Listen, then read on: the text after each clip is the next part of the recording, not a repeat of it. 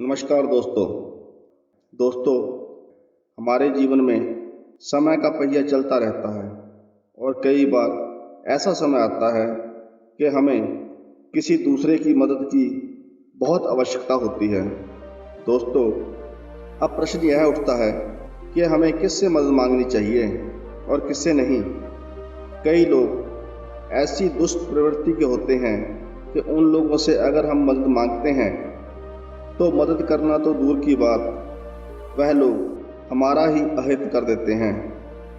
बुद्धिमान और ज्ञानी लोगों ने ऐसे 4 प्रकार के लोगों के बारे में बताया है जिनसे हमें कभी भी मदद नहीं मांगनी चाहिए। हमारी आज की कहानी इसी के बारे में है।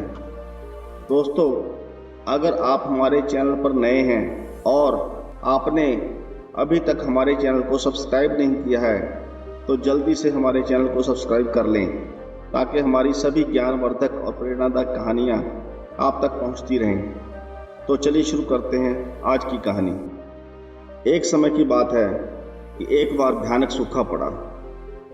बारिश के मौसम में एक भी बूंद बारिश नहीं हुई। सूखा इतना भयानक था कि मनुष्यों के साथ साथ जंगल में रहने वाले जानवरों और पशु पक्षियों के लिए भी अपना खाना जुटाना बहुत मुश्किल हो गया। वहाँ के लोग दूसरे राज्यों की ओर जाने लगे। उस जंगल के जीव जंतु और पशु पक्षी जंगल को छोड़कर दूसरी जगह जाने लगे थे। जो वहाँ रहे वह सब भूख से मरने लगे। दोस्तों, उसी जंगल में एक कौवे का जोड़ा रहता था। वह कौवे का जोड़ा एक वृक्ष की सूखी डाल पर बैठा हुआ था। जो कौवे की पत्नी या मादा कौवा थी वह बहुत भूखी थी क्योंकि कई दिनों से उन्हें कुछ भी खाने को नहीं मिला था। वह मादा कौवा पेड़ की डाल पर बैठी हुई इधर उधर देख रही थी। उसे उम्मीद थी कि शायद कहीं कुछ खाने को मिल जाए। उसके बाद क्या होता है, एक लोमड़ी एक मांस का टुकड़ा लेकर उसी पेड़ के नीचे आ जाती है। कौवे ने जब यह सब देखा तो उसके मुंह में पानी आ गया।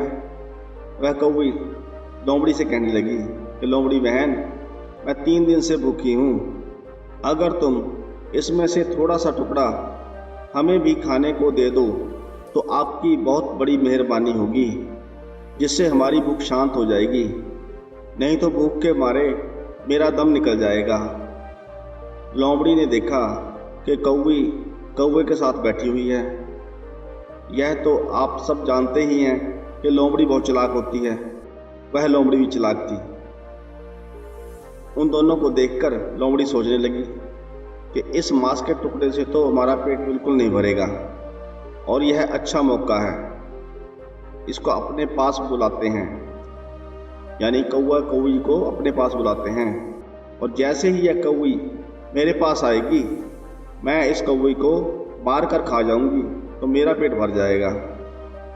यानी लोमड़ी के मन में लालच आ गया।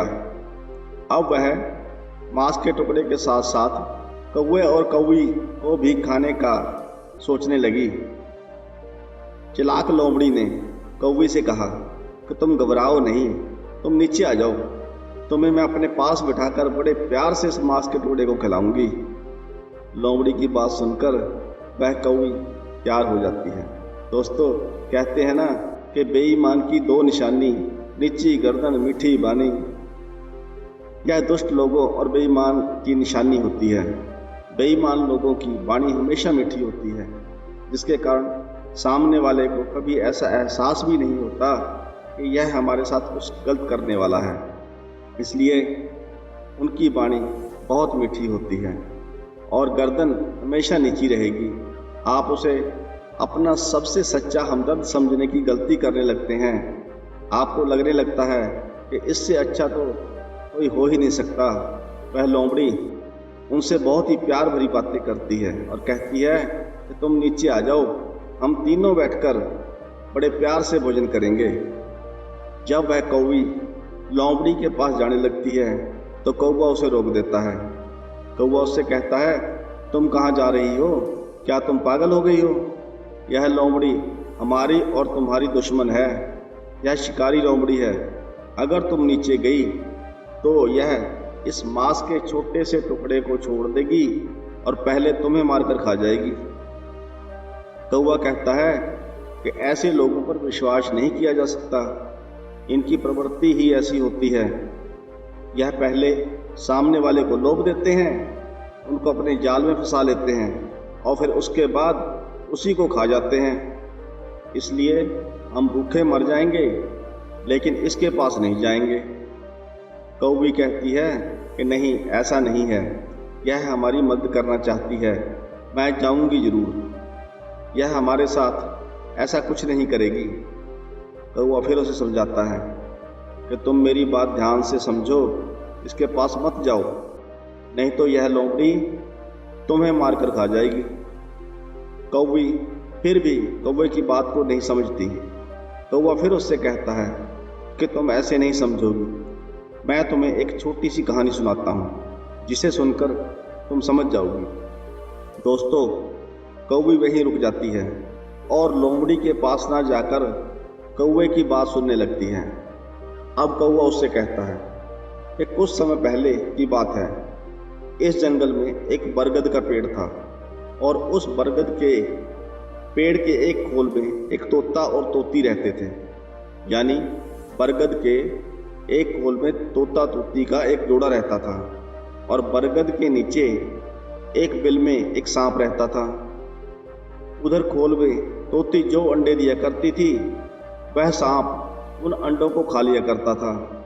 जब भी तोता तोती भोजन की तलाश में जाते थे और उनके अंडे अकेले रह जाते थे, तो सांप अपने बिल से बाहर निकलकर उनके अंडों को खा जाया करता था। कभी कभी तो बच्चे भी अंडों से निकल आते थे, तो वह सांप उनके बच्चों को भी खा जाया करता था। यह देखकर तोती बड़ी दुखी होती थी, बहुत परेशान होती थी। उसके साथ ऐसा कई बार हो चुका था। आज भी उसके अंडे सांप ने खाए थे, इसलिए वह बहुत दुखी थी और वह बैठी बैठी रो रही थी और इसी कारण से वह तोता भी बहुत उदास था। तभी थोड़ी देर बाद उस बरगद की एक डाल पर एक जल कौवा आकर बैठ जाता है। जल कौवे ने देखा कि तोती रो रही है। उसको देखकर जल कौवे ने उस तोती से पूछा कि तुम क्यों रो रही हो। तब उसने उस जल कौवे को अपनी सारी कहानी सुनाई और कहा कि मेरे साथ ऐसा कई बार हुआ है। जितनी बार मैं अंडे देती हूँ, जितनी बार बच्चे होते हैं, इस खोल में रहने वाला सांप उन्हें खा लेता है।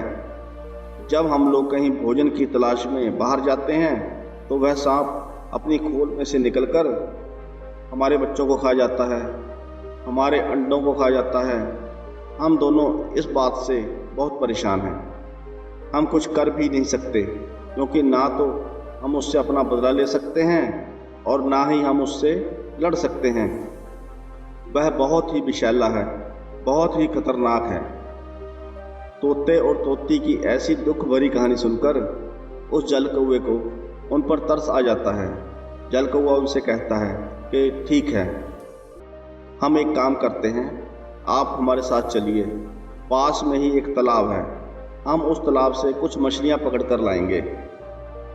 तोती कहती है कि मैं आपकी बात को समझी नहीं। वह जल कौवा उसे समझाता है कि जब दुश्मन भारी पड़ जाए, जब शत्रु पहलवान हो, अपने से बड़ा हो और जिससे मुकाबला ना कर सकते हो, तो उसे बुद्धिमानी से हराना चाहिए। तोते ने पूछा कि वह कैसे। तब जल कौवा कहता है कि हम पास के तालाब से मछलियां पकड़ कर लाएंगे और यहाँ से थोड़ी दूरी पर ही एक नेवले का बिल है। हम नेवले के बिल के दरवाजे के पास एक मछली रख देंगे। थोड़ी थोड़ी दूर पर एक एक मछली रखते जाएंगे और आखिरी मछली हम सांप के खोल के द्वार पर रख देंगे। जब नेवला अपने बिल से बाहर निकलेगा, तब वह मछलियों को खाता हुआ सांप के बिल तक आ पहुंचेगा और वह उस बिल में सर्प को देखेगा तो सर्प को मार देगा और तुम्हारा दुश्मन खत्म हो जाएगा। दोस्तों, उन दोनों ने जब जल कौवा की ऐसी बातें सुनी तो उन्हें भरोसा हो गया। वह दोनों तोता तोती जल कौवा के साथ जाते हैं तालाब से मछलियां पकड़कर तीनों ने सबसे पहले नेवले के बिल के द्वार पर एक मछली रखी। उसके बाद वह फिर गए और मछली पकड़ कर लाए। थोड़ी दूर पर एक और मछली रखी और इसी तरह से वह एक एक मछली रखते हुए सांप के बिल तक आ जाते हैं। एक मछली सांप के बिल के दरवाजे पर रख देते हैं और पेड़ पर बैठ जाते हैं।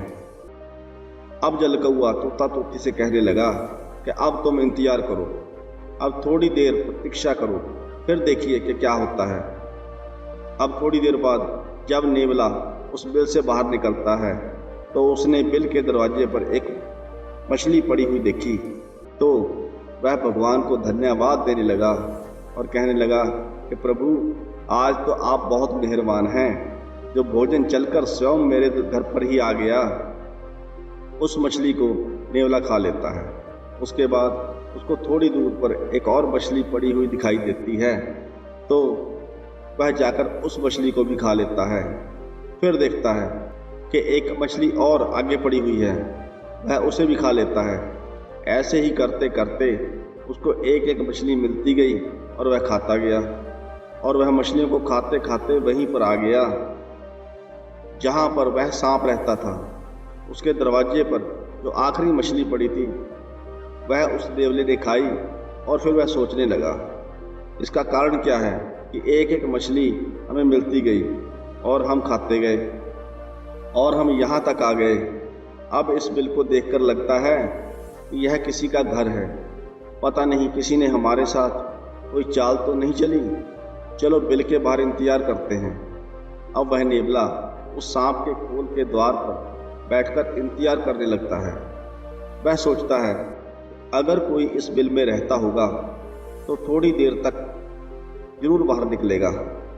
थोड़ा इंतजार करने के बाद जब सांप बिल के बाहर आता है और नेवला उस सांप को देखता है तो वह उसे देखकर समझ जाता है कि यह इसकी चाल है। यह तो आप सब जानते ही हैं कि नेवले और सांप की दुश्मनी होती है। अब नेवला सांप से लड़ने लगता है। अंत में नेवला उस सांप को मार देता है और जीत जाता है।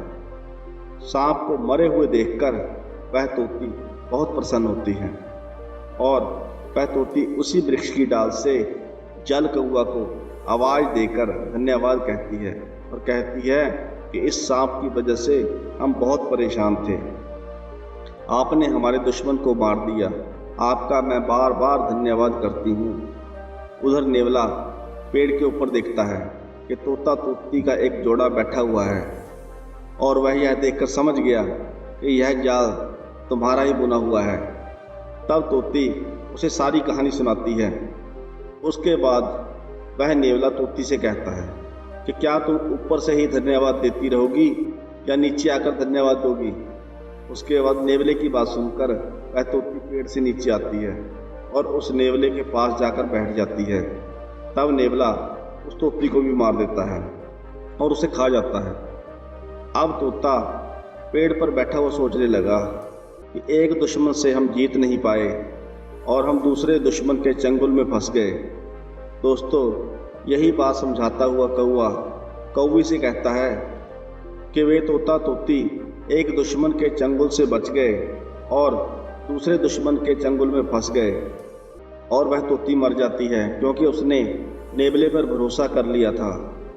वह यह बात भूल गई थी कि यह नेवला भी हमारा दुश्मन है और जो हमें नहीं छोड़ेगा। इसलिए कौवी, तुम मेरी बात को समझो, यह लोमड़ी हम दोनों की दुश्मन है। यह तुमको जरूर मार देगी। भूल करके भी इन 4 लोगों से कभी भी मदद नहीं मांगनी चाहिए। कौवे की इस बात को सुनकर अब कौवी पूछने लगी कि वह कौन से 4 लोग हैं जिन पर कभी भी इंसान को भरोसा नहीं करना चाहिए, उनसे मदद नहीं मांगनी चाहिए। तब कौवा समझाता है, पहला है जन्मजात दुश्मन या दुश्मन। अगर तुम अपने किसी दुश्मन से मदद की भीख मांगने जाओगे तो वह दुश्मन आपकी मदद नहीं करेगा, आपका अहित करेगा, आपको नुकसान पहुंचाएगा और आपको वह मार भी सकता है। इसलिए कभी भी अपने दुश्मन से मदद की भीख नहीं मांगनी चाहिए। दूसरा है अभिमानी या घमंडी व्यक्ति। अभिमानी व्यक्ति के पास भी कभी भी मदद की भीख नहीं मांगने जाना चाहिए। अभिमानी अहंकार में चूर होकर दूसरों को परछाई के समान तुच्छ मानता है। वह सोचता है कि उसके बिना दुनिया का काम नहीं चल सकता। अपने से अधिक गुणी व्यक्ति के बारे में वह सुन नहीं सकता। अगर तुम अभिमानी व्यक्ति के पास गए तो वह अपने घमंड में आकर के तुम्हारा अपमान कर देगा। बदले में देगा कुछ नहीं, आपकी सहायता नहीं करेगा। इसलिए चाहे भूखे मर जाना, पर अभिमानी व्यक्ति से कभी भी मदद मत मांगना। तीसरा व्यक्ति है कपटी या मतलबी इंसान। कपटी व्यक्ति के पास भी मदद मांगने के लिए नहीं जाना चाहिए, क्योंकि कपटी व्यक्ति जो होते हैं वह कपट भरे ही शब्द कहते हैं। अपने कपट भरे शब्दों के द्वारा आपको कहीं ना कहीं फंसा लेंगे और तुमसे फ़ायदा उठा लेंगे। कपटी इंसान आपका कभी भला नहीं करेंगे, बल्कि सामने से अच्छा बनकर भी आपका ही बुरा करेंगे, जिससे तुम्हारा बहुत ज़्यादा नुकसान हो जाएगा और तुम्हें पता भी नहीं चलेगा। इसलिए कपटी व्यक्ति के पास भी कभी भी मदद मांगने नहीं जाना चाहिए। चौथा व्यक्ति है नशेबाज। नशेबाज व्यक्ति के पास भी कभी भी मदद की भीख नहीं मांगनी चाहिए। जैसे आप कहीं जा रहे हैं, रास्ते में खड़े हैं, आपको कोई साधन नहीं मिल रहा है, कहीं भी कोई गाड़ी वाला नशे में आ गया और उसके लिए आपने हाथ दिया और उसने रोक दिया और उसकी गाड़ी में बैठ गए। आप सब तो जानते ही हैं कि नशे में आदमी गाड़ी या वाहन कैसे चलाता है। वह कहीं ना कहीं जाकर या तो अपनी गाड़ी को ठोक देगा या फिर गड्ढे में डाल देगा। वह खुद तो मरेगा ही और तुम्हें भी मार देगा। इसलिए नशे में धुत आदमी से कभी भी मदद की भीख नहीं मांगनी चाहिए। इसलिए चाहे भूखे मर जाना, पर इन 4 लोगों से कभी भी मदद की भीख मत मांगना। पहला दुश्मन, दूसरा अभिमानी, तीसरा कपटी, चौथा नशेबाज। दोस्तों, कौवा की बातें सुनकर वह कौवी समझ जाती है और वह लोमड़ी के पास नहीं जाती है।